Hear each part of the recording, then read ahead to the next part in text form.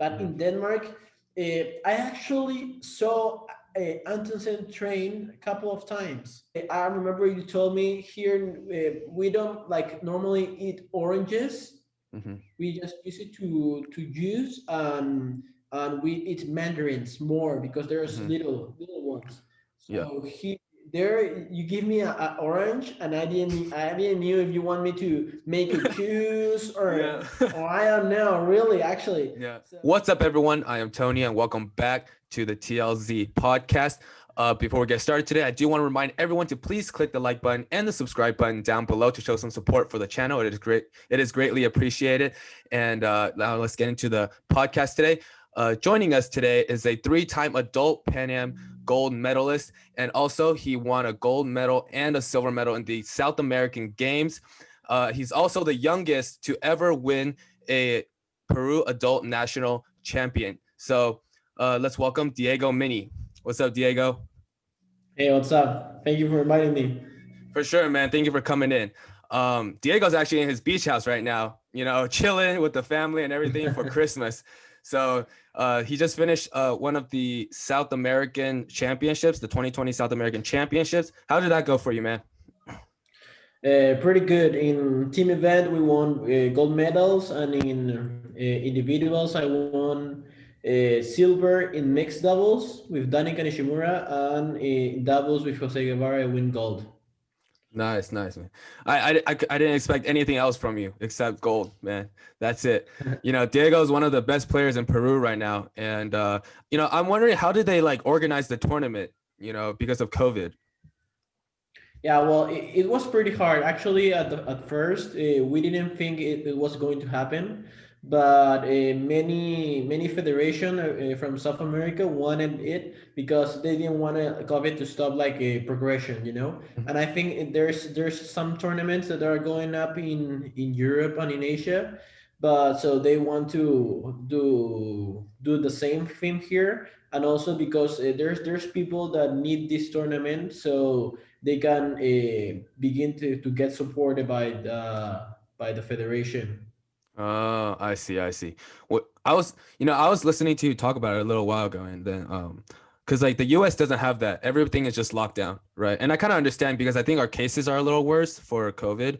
But the big hit that everyone got was the 2020 Junior World Championships. Everybody couldn't go because they just shut it down, right, because of COVID. So I think we can start moving in that direction for all badminton tournaments. Just having tested every single time you go into the gym and everything like that, right? Um, but yeah, but besides, before you play this tournament this year, when the quarantine first started, you did mention when we were talking before that you were going through some depression phase. Like, how were you? What happened, and how'd you get out of it? Well, yeah, of course. I'm an active guy. Like I love sports. I have been practicing sport like for a long time. So when they like hold you in one space and don't let you move, it's like pretty depressing, because you don't have anything you can do. I didn't have weights. I didn't have like a jogging machine. I didn't have any space. I'm living in a department in an apartment, so it's pretty difficult to do some sports.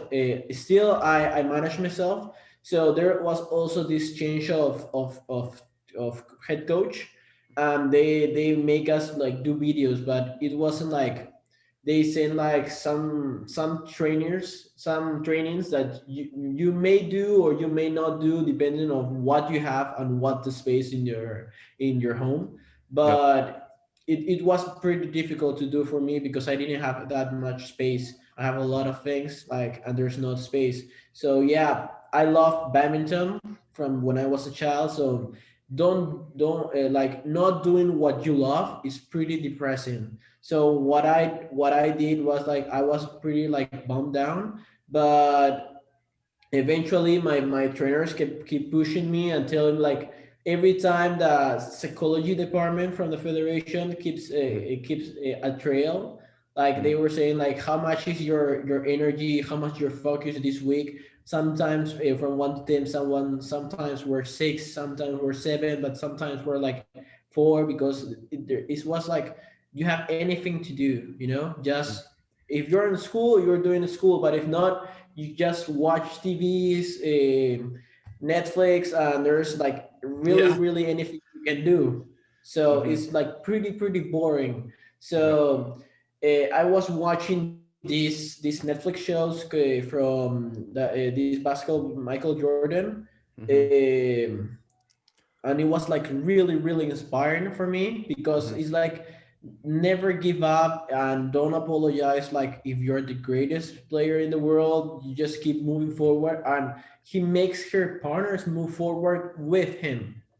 So it was pretty inspiring for me because I was in a place where I just wanted to quit. Like in one time he did, but he came back with all energy and he keep winning and winning. So I wanted to do that. Like, and after that, I makes a lot of calls to because and I bought some utilities to make a gym, like work a heavy workout, Yeah. and I did it.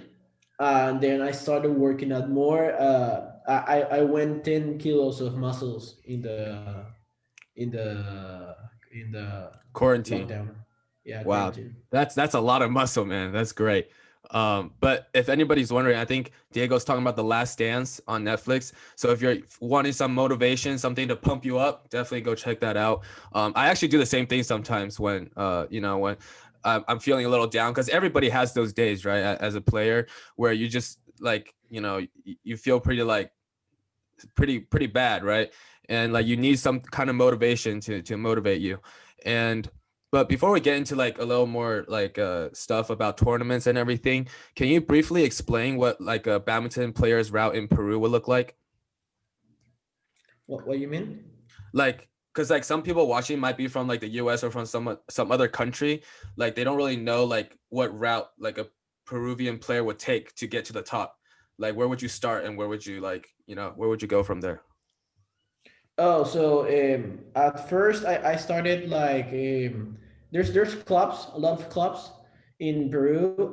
I started at Club Regattas, but there's also like Aelu, lawn tennis, and those. So I started in an academy. I started first playing football, then basketball, swimming, a lot of sports. But my brother, actually, I don't know how he managed to go into badminton, but he played badminton. He was already like 15. I was 10, and he was playing for, I don't know if the national team maybe, yeah.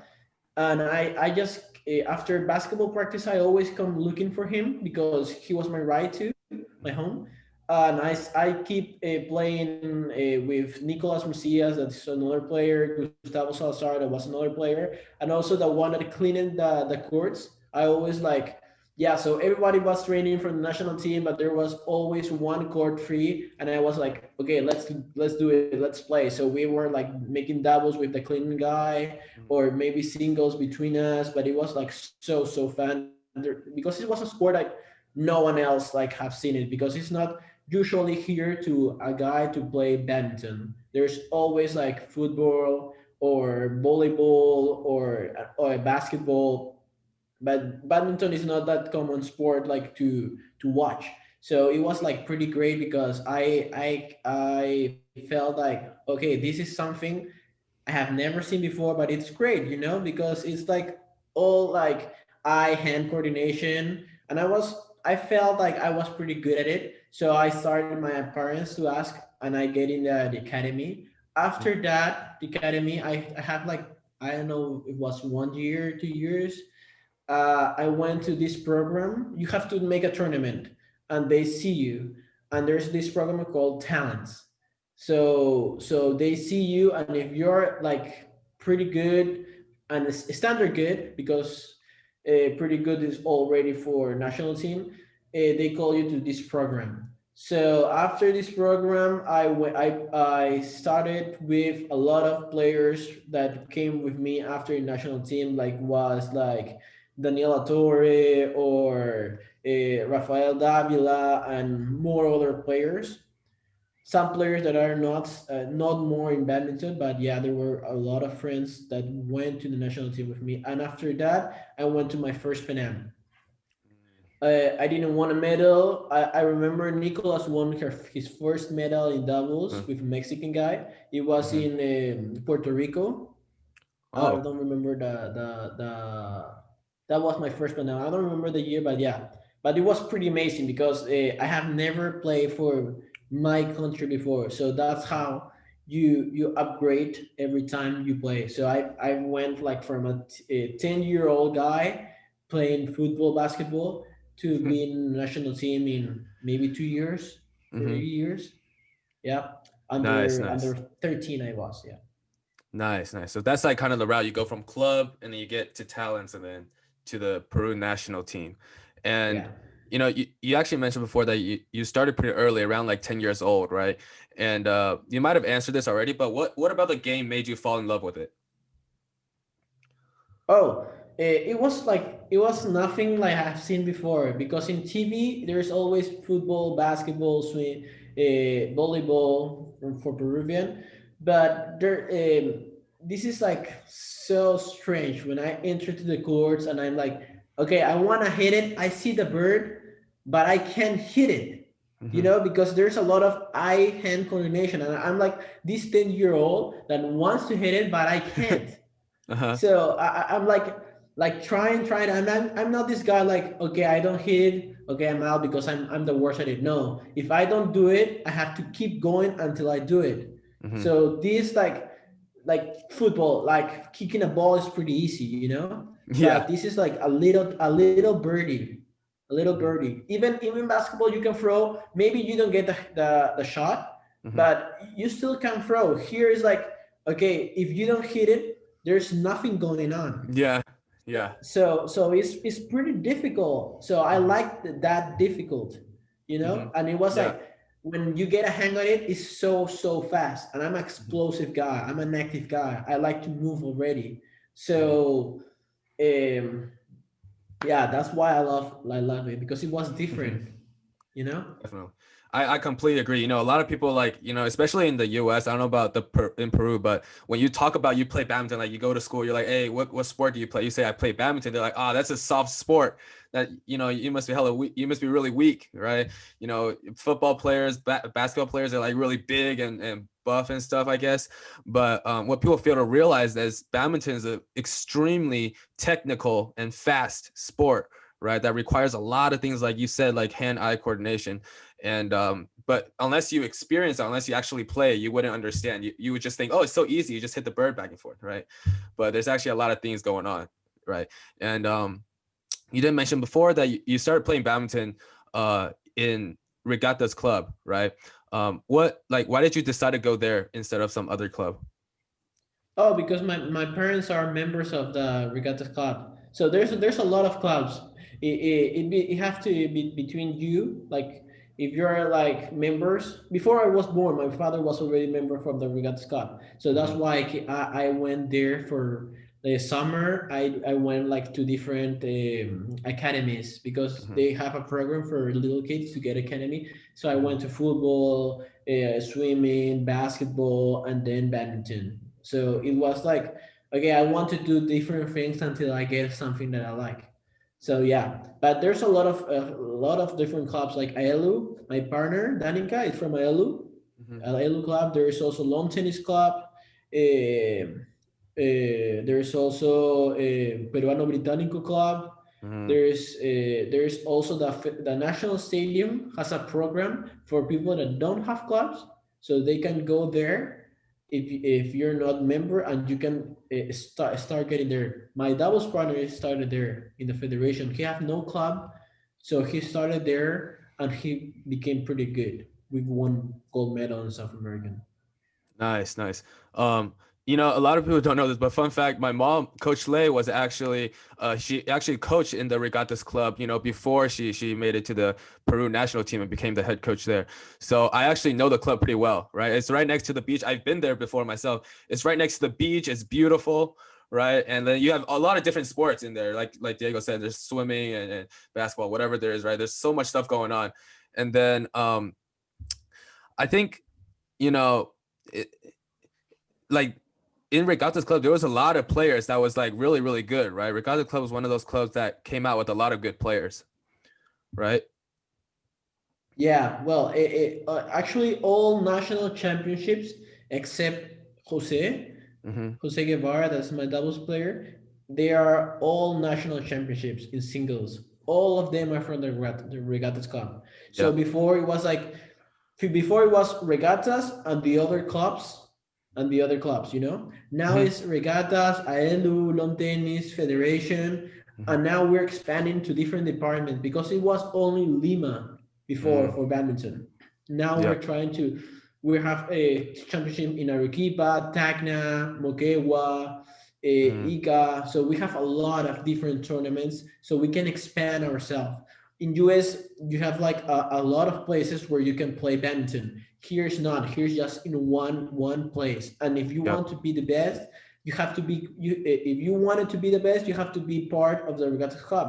Then, Mm-hmm. but that means you have to be a member, and you Mm-hmm. have to pay. So it Yep. wasn't easy for everybody, but now you have a lot of possibilities. But yeah, you're right, like late coach here because it was the only place where you can play Yep. before. Yep.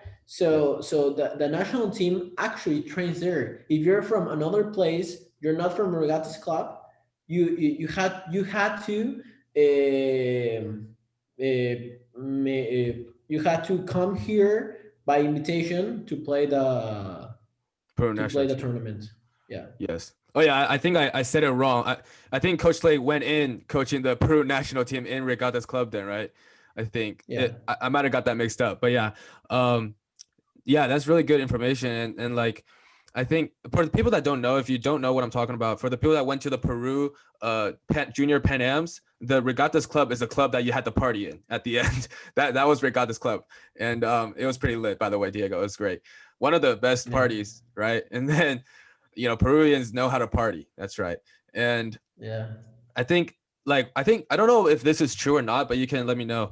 I feel like in Peru, like for you to play badminton, you have to have a certain you have to be able to like support yourself, right? If you're a really poor person in Peru, it would be really hard to play badminton, right? Because you have so much equipment, badminton, the racket, shoes, the birdies, everything, right? Would you agree? Yeah, of course. A shuttle here costs 8 soles. Mm-hmm. I think it's like $3. Mm-hmm. I know it's Yeah. not that much in US, but here's a Mm-hmm. lot. Yeah. So it's not like a ball where you can play with it, and it will take you like, I don't know, maybe 3 years to play with it, maybe more. Here a shuttle, if you hit it wrong in the wrong side, it's gone. You Yeah. cannot It's play gone. with it, Yep. right? So Yep. you have to keep buying a lot of stuff, and it's pretty expensive. Badminton Yep. is pretty expensive the sport. So the rackets itself, if you want a good one, is like, I don't know, $180. Mm-hmm. So that's a lot of money actually, and you Yeah. need, if you like also playing doubles, you hit it with another partner, Mm-hmm. It like break. it breaks, so you Yep. have to buy another one. It's not like Mm-hmm. other sports, like, okay, you have to use the shoes Mm-hmm. and only your clothes, but that can, like, until you're done with it, it could take years. Yep. Here's not, because we play so close, Mm-hmm. like it's easy to break things, Mm-hmm. and the birdie is like too light, too soft, so it breaks easily. And it's like, okay, you have to keep buying. Actually, my partner Jose Guevara, he had Mm-hmm. only one racket when he started. He started Yep. national team, and he take care of it a lot. Mm-hmm. And he one time he broke it, Mm-hmm. but he had nothing to play. So he said, okay, I'm done here because I have no racket to play. And he had no money to buy another one because he had no luxury style. He came like 1 hour from home to come to regattas. So what everybody did is like they pitched in like, I don't know how much money between all national players, and they bought him, I don't know if one or two rackets, Mm-hmm. so he can't play again because he didn't have that luxury. So Yep. there's a lot of players that are having the same thing because badminton stuff are pretty expensive. Yep. That's very true, especially in Peru, because like every single every single dog, it counts, right? Especially for, people who are not doing very well. And I've been to many junior Pan Ams, and I've seen other countries too, like Guatemala. And some players are playing with like really messed up shoes. Like the shoes are torn up, and like, it's so sometimes it's like I think US players take it for granted when they have all these rackets and shoes and whatever it is, right? And we get like in the US, like in Peru, I'm sure like when you have a lot of birds, you're appreciated no matter what kind of bird it is. You're appreciated that you have it. But in the US, literally there's players complaining that they're not training with Yonex 30s, so like that's the big difference. I think a US player should see that and be appreciated. And even in that condition, right, even in that condition, like countries like Peru or Guatemala or other countries like that, they still perform extremely well in tournaments, and they're just up there with everybody else, right? And but yeah, I totally agree. But after training for a while, you decided to come to ZBTC, to our club, for a summer to train. And how did you know about us? Well, actually, I know about you because my brother trained with your mother. Really? So I didn't know yeah, that. yeah. My brother knew Lay. So I actually the first time I went with Victoria Varandaran. I don't know if you Mhm. remember. Yeah. So her I think so, father, yeah. she was in the national team. She was a giant, but yeah, she was like, I think she's 1 year older than me. We didn't know your mother. We didn't know you, Mm, but my brother and her sister, mhm. they did. So they Oh. said, okay, you wanted to train with because your mother was one of the best coaches Peru ever had, Mhm. because she was like world champion, and it was like pretty amazing to have one coach be like that. So and you have a lot of players, junior players here. Like I told you, it's all regattas, so you keep playing with the same guys. It's not like, okay, you're the best of your club, but you're not the best of US, Mhm. because there's a lot of clubs in the US in different places. If you're the Mhm. best in regattas, you have no competition. Yeah. You're beating everybody. So we need like an extra players. So we went to CBTC to get that, to Mhm. get like a different variation of players, different plays, so we Yeah. can expand our game. We can Mhm. see other game, we can see our trainings, and we like it that much that I came again, right? Yeah, you came a couple times, yeah. I came to, I think I came like a couple times. Yeah. So I thought it was great. The first time I was like, okay, I'm here. I make a lot of friends, and Mhm. I'm saying like, I like it. I Mhm. like it because there's a lot of people, and I'm not the best because I don't know if I was the best that time, Mhm. but I was in between the first and the second one. Yeah. So here was I was not the best at all, Mhm. but then I keep climbing toward making me effort more and saying, okay, this place I can get better, Mhm. because there's better players than me, but they're not like too high. Like it's not like I'm going to China and I'm making maybe 21-1, 21-2. No, here I Yeah. can make, okay, 15 points at Mhm. max. Mhm. That means I can get 1 point every each day. Mhm. So maybe I can win a set if I stay here like maybe 1 month. Mhm. I can win a set from the next good player. So that Yeah. was my goal. Yeah. So yeah, it was like pretty good experience. After I went there, I went different other places trying to expand my game Mm. actually. Where did you So it go? was I didn't know that. Where did you go? after that I went with Daniel and Danica to OCBC Oh, okay. some couple of years also, and then I Mhm. went to Denmark too to train. Oh, I see, I see. I see. But it was actually during that time, it was actually very common for Peruvian players to come over to Z, because obviously like a lot of them knew my mom, right? Coach Lay, because Coach Lay coached the Peru national team like a long time ago. And that's why I was born in Peru, if you're wondering, right? And but what was your like experience training with us, like your teammates, me, Jerry and everybody else? Well, I like you because you were like me. You were an explosive guy, and like me, you Yeah. went like running from one place to another. And also, you were like in between places with a lot of people. So yeah, it was like, okay, I make good friends and I make good friends for life. Mm-hmm. So it was like a very good place because there are some places you go, okay, you make friends, but you're not that tight because your Yeah. personality don't match. So Yeah. my personality match you guys a lot because you're very like talkative. Yeah. Not just you, like everybody. So yeah, because I have a good friend, like our personality match, and my experience is getting better and better. Also like I've never like flight alone Mm-hmm. without my parents. So that was actually the first time I flight alone. Mm. And it was like pretty good because I have more independence and it makes me grow Mm-hmm. as much as a person, as a badminton player. But yeah, and also there was these tournaments. I think we played some tournaments in CBTC, right? Yeah, yeah, There yeah, was the tournaments in ZBTC. CBTC. Yep. Yeah, so we play and it was a lot better because there's other clubs coming and I play some couple Mm-hmm. and it was pretty good for me actually. Mm-hmm. Nice. I think, obviously I mentioned this before, but ZBT is a very family oriented club, right? And like whoever comes in, we literally welcome them like family. Like Diego is part of the Z family. And when I put up the post like a month ago probably about like somebody from a different country is coming on, who do you think it is? And literally 5, 6 people from Z said Diego Mini because we're so tight and everything like that. And that just shows how close we are, right? And fun fact, Diego, when Diego first came, he actually lived with my family in our house, right?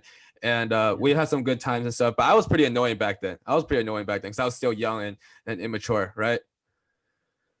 Yeah, well, I was pretty annoying too. That's why we were such good friends.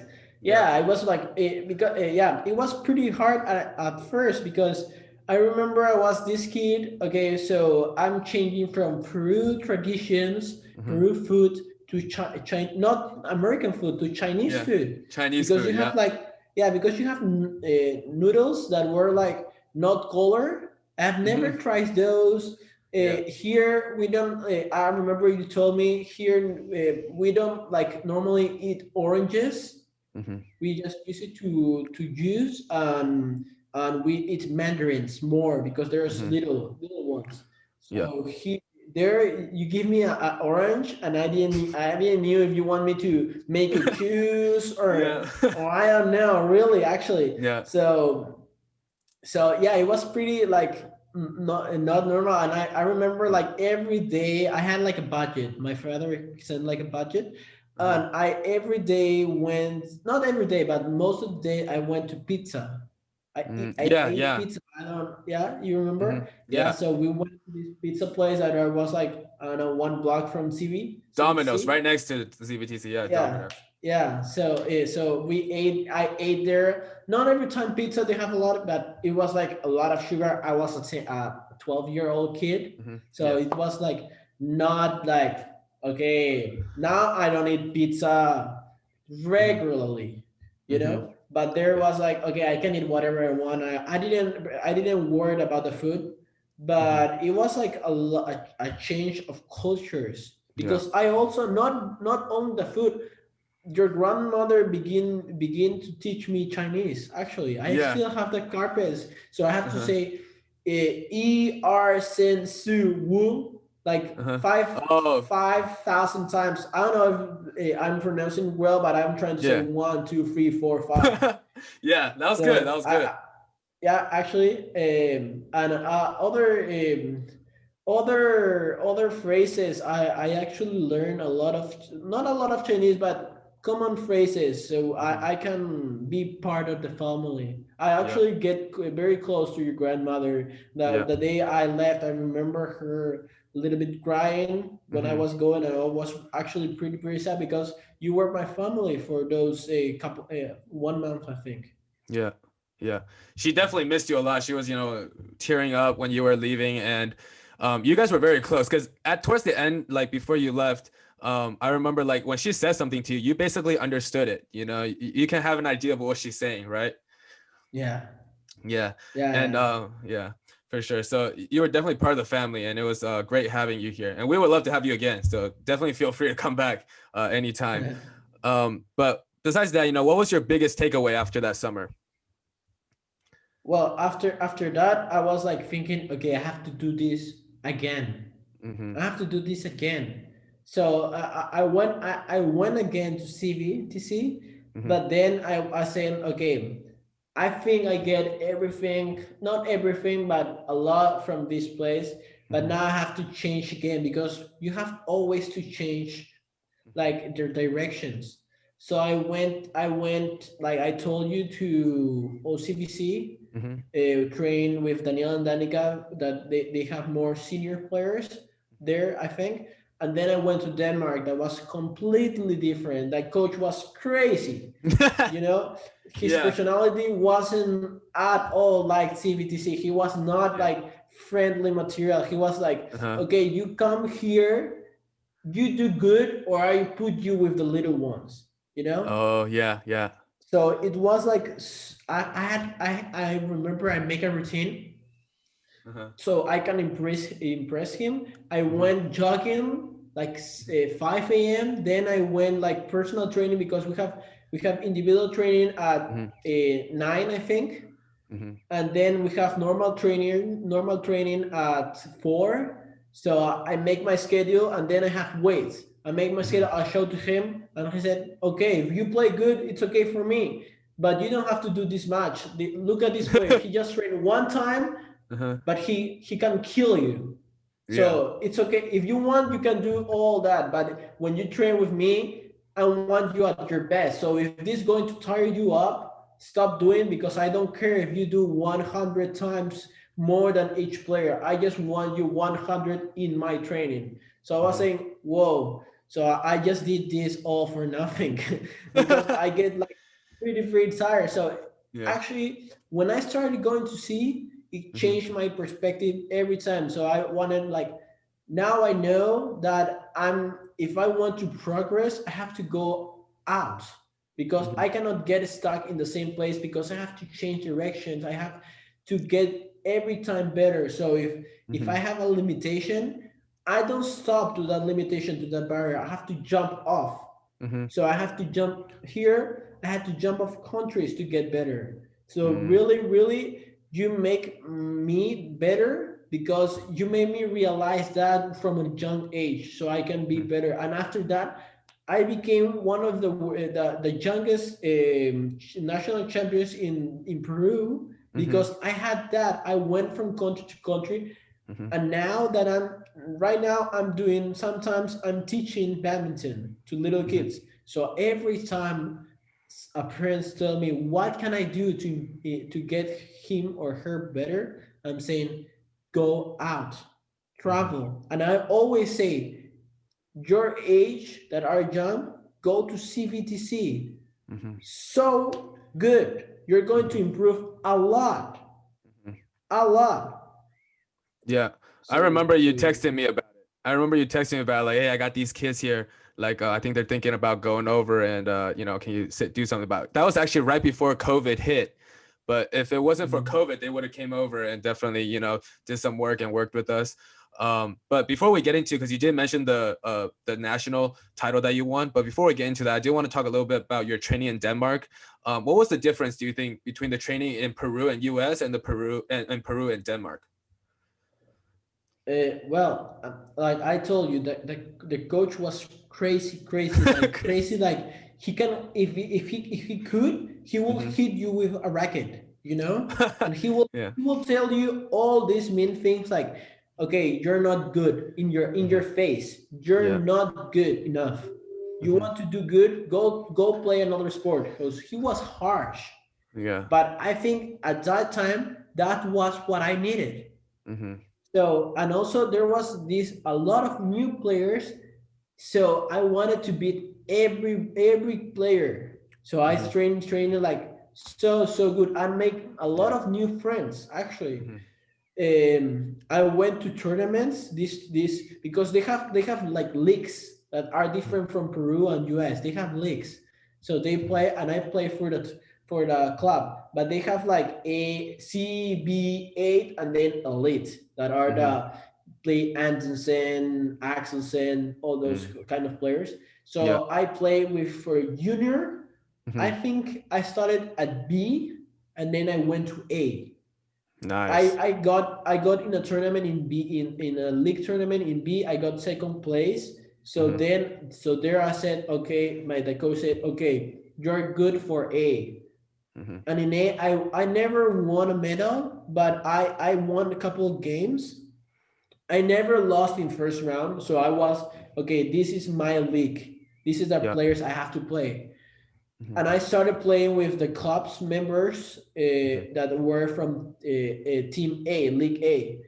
Uh, I remember this guy named Nicholas. He was so good. Hmm. His Lundgren, his Uh-huh. sister still plays. He doesn't more any. He doesn't do anymore. Hmm. I think he was the first from the club. So Mm. every time he beat me, until one time I beat him. I went running to the coach and I say, "Hey, I just beat Nicholas." Mm. And after that, I started practicing more with them because before I play with more younger kids. When I beat him, I Hmm. started playing more with my age kind of people. So Hmm. it was pretty good because it made me okay. Normally in Peru, or you have to do like okay, you want to do good.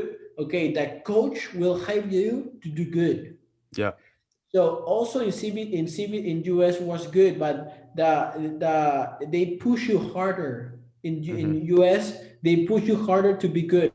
Here wasn't like that. Here was okay. Yeah. You want to be good, you have to push yourself Hmm. so you can prove to me you're Hmm. worth it to Yep. be here. Hmm. So yeah, so that's what like that teach me like okay, I cannot wait for the coach to help me. I have to do things Hmm. for my own. So Yep.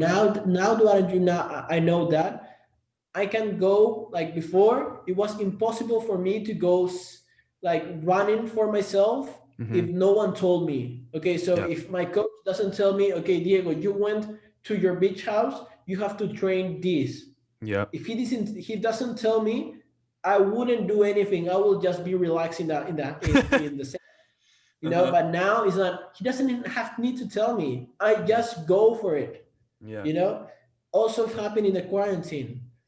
I Hmm. had a bump down, but when I get that motivation, I said, okay, I can't stop here. I have to Hmm. make these choices, these things I have learned. So I Hmm. bought some equipment, I rent some equipment, and I started building me up so I can be better. Hmm. Nice. I really like that one point where you mentioned how Denmark is like when you train in Denmark, it was like they were like pushing your ass to work, right? And like you have to push yourself as well to get where you want to be. And it's a little different from the US, right? Where it's a little more a little laid back because I think that just shows the difference between the mentalities that the two different countries has, because in Denmark it was a career. You were going to make it or you don't, right? And you had to work for it, right? It was your life. That's basically it. But in the US it was school first, right? School first Yeah. and then badminton second. So badminton is like, if you want to do it, you do it, is basically what it was, right? And there's some kids who you need to push in the US. They're like, you can't keep going, right? But in Denmark it was, you either get it yourself or you don't get it, because that's your life, right? So I really like that point you made. And also you mentioned how, Axelsen and they're also from Denmark, right? Obviously Axelsen plays for Denmark, but I was wondering, what player in the world do you like the most? Who's your favorite player? Uh, well, I love Lindan. Hmm. He's not playing anymore because he's left-handed like me. Yeah. So he was one of my idols actually because he was like me. Like every time I play, I was like okay, smash and then counter. I remember seeing his play in Beijing 2008, the finals against Liu Zhou. That's all he did. He really like was so quick and so powerful his match that he just smash and then tap. So Yeah. that was actually my game. I was trying to imitate him. Of course, Hmm. I wasn't that good. My match is not that hard. I'm Hmm. not that fast. Hmm. But that was I was going for. But Hmm. in Denmark, I actually saw Antonsen train a couple of times Hmm. when I was there. But he was still a junior when I went Hmm. there. But I actually saw him because he was like he was not from the club, but he sometimes came because he liked the coach that was Michael Kelsen. I see. The crazy So one. he, yeah, so he sometimes go train there, and I was like, okay, so he's his star pupil. I have to start doing what he can do. But there was also these other players like Rasmussen. He plays for that club. Mm, Aston Rasmussen, yeah, hmm. the doubles player. Yeah. He plays for that club, but actually my best idol is Lindan. Mm. That's a really good pick, man. Lena, one of the, well, actually, I think the greatest player ever to play the game, right? For at least for singles. Um, but I totally agree. You know how you analyzed Lin Dan's game? Some people can't see that what he did was just smash and then go to the front and kill. That's basically what he did for that 2008 Olympics, you know, extremely fast, powerful speed. And now that you mention it, I do see that a lot in YouTube. You like to do that a lot where you just smash and kill, right? Smash and kill, that fast pace back and forth game. I do see that now that you do play that. And now let's get into the adult national title that you won. When you were 15 years old, you became the youngest player to ever win the Peru Adult Nationals. How did you feel playing that game? Well, the finals was against Daniela Torre, that was 2 years older than me. I felt pretty great. I knew he was the one I had to beat because all the older players hadn't played for a long time. So there's always like I beat in the semifinals Martin de Valle that after that tournament became my coach. And Mm, also Daniel beat Andres Corpancho, that was the previous player, the previous winner of that national championships. mm, So we were the young ones, like taking over for the old ones. mm, So when we win, they said, "Okay, I'm not the best. I'm quitting the other ones because they were still mm. playing at that time." I see. So the final was me against Daniel. He was 2 years older than me, but he already had to play mixed doubles. I think I Mm, don't know. I think he lost against Mayo and Catherine, mm, but he played. So he was a little bit tired then. But my play was just that. Actually, mm-hmm. like I told you, Yeah. smash and go forward, and I was Mm-hmm. so fast. But before I was like, okay, you know that there's sometimes people say you see black and white, but they don't see the scale of gray Mm-hmm. between them. Okay, I was like that. I was white and black Mm-hmm. actually. Yeah. My coach every time told me, so I was like, okay, I'm going for the line every Mm-hmm. time. I'm going for the line. I'm not saying it was good, Mm-hmm. but it was my kind of play. So it was, but I went like so fast. So every time I smash, power smash, and then I go forward, try to Yeah. tap it. Sometimes he returned it, and the point was Mm-hmm. his every time. But sometimes I get it. So we went 3 games and 21, I don't know, maybe 17 or 18, 19. It was pretty close. But yeah, I felt so great because I didn't knew I was the youngest until later. Because Mm-hmm. I said, okay, I'm under 17 first year. Mm-hmm. And I just won this. But it was like I didn't realize until next year I was the youngest one. When I Yeah. see all the because in the regattas there's like these plaquettes of Mm. national championships, everyone was like pretty old. Yeah. Yeah. So Nice. I realized that okay, I'm this young and I have just won. Mm-hmm. But I'm the one in men's singles. I don't know Yeah. if in women's also because Claudio Rivera also won pretty young, and Mm-hmm. also Daniela Macias, but I don't know what age really. Mm. But yeah, so I I was would, pretty excited about that. for sure, for sure. I was actually gonna remind everyone that it was actually for singles, which is pretty hard. You know, men's singles one of the hardest events to play. So much stamina involved and patience, right? But like, how did you feel when that bird, the last shot, hit the ground, and then what changed for you after that? Oh, so relieved because I was running all over the court and I was exhausted. If it was Mhm. going more time, I don't know if I could have win because I give all my energy. I Mhm. never like I never like save it. Some players like are like, okay, I'm going to use this kind of energy in this game so I Yeah. can win here, and then okay, no, I use all my energy in each game. So every time, but I'm not saying that's good. My coach said, okay, you cannot do that because if you win, you have another game after that, and you have no energy, you have no speed, and you have to and that's all you have because Mm-hmm. before, okay, I'm good at technique but I'm not the best. My strength was smash and my speed. Mm-hmm. I didn't also was a very like I didn't think like now I'm thinking like Mm-hmm. tactical players. It was Yeah. like just instinct. It So was a when lot I of when it yeah, yeah. Go ahead. Go ahead. errors, Go there ahead. were a lot of errors. Like Mm-hmm. maybe I can like I can like lift, or maybe because I was so fast I lifted like not high but Mm-hmm. like Too long. tense, Yeah. too long, and it Too was going far. out, he can hit it here, Mm-hmm. so he made It the was not point, but it accurate. was, It was yeah, not it was accurate. not accurate. It's not the shuttle I should have done, you Mm-hmm. know, but it was like my style of play. Mm-hmm. And my coach said, okay, you have to slow down sometimes. You don't slow down from the legs. You slow Mm-hmm. down here.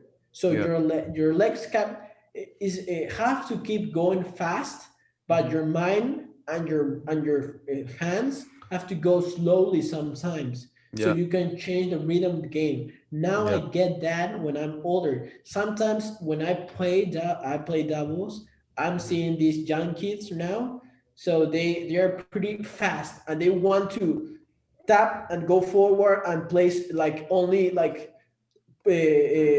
straight, Yeah. tense.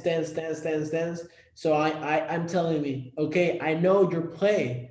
Mm-hmm. What do I have to do is change the speed because Mm-hmm. it's throwing out or it's throwing you out of your game. If Mm-hmm. you like live long and don't let them like play your game, Mm-hmm. it's like they move, it's like shaking you off and Yeah. throwing all your good stuff and Mm-hmm. just like keeping it like just your normal stuff.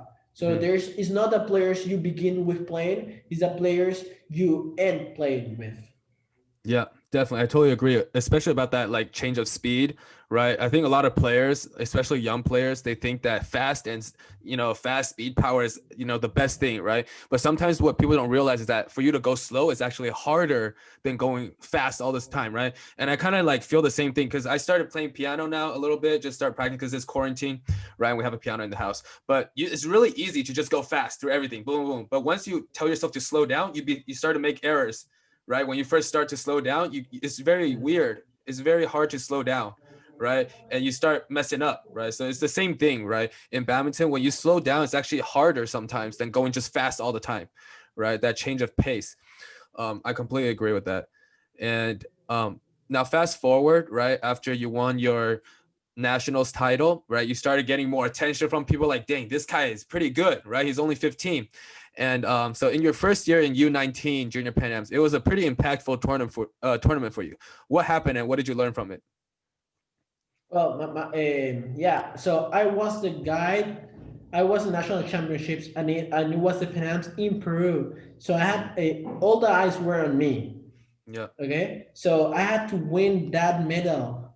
So I had a pretty good start. I won Canada, US like pretty easy. Mm-hmm. Like I remember this kind of guy that was supposed like to be so good. Every told me so good. I beat Mm-hmm. him like 10-10. I Wow. smashed him.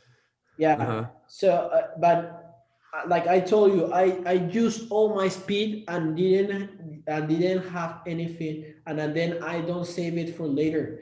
Mm-hmm. So I got to three quarterfinals, like three games for medals. I have Mm-hmm. to beat one of them to get the medal, and it was Mm-hmm. like, okay, now I have more eyes on me.